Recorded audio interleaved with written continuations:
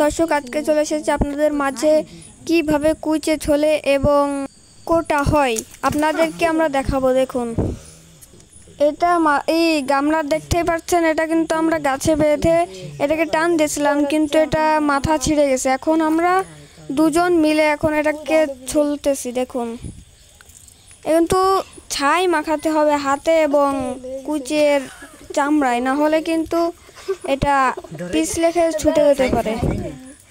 দেখুন, এটা কিন্তু আমরা ছাই দিয়ে আস্তে আস্তে করে টেনে আমরা নিয়ে যাচ্ছি। প্রায় দেখুন হয়ে গেছে, আমরা ছাই দিয়ে নিচ্ছি, তারপরে টান দিচ্ছি। দেখুন, এখন কিন্তু কুইচে ছোলা প্রায় শেষ হয়ে গেছে।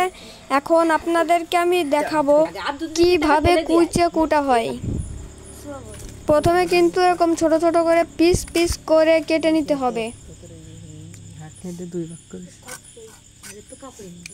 পিস পিস করে কাটা হয়ে গেলে এরকম ফেড়ে তার থেকে কাটা বের করতে হবে এবং নাড়ি বুড়ি ফেলিয়ে দিতে হবে। এভাবেই কিন্তু কুচে ছুলতে হয় এবং কুটতে হয়। আপনারা আমাদের পাশে থাকুন, আপনাদেরকে আমি পুরো ভিডিও দেখানোর চেষ্টা করব। তারপর এটাকে এড়িয়ে নেওয়ার পর এটাকে কিন্তু ছোট ছোট পিস করে কেটে নিতে হবে। এভাবেই করে কিন্তু আমরা পুরো কুচিটাকে করব।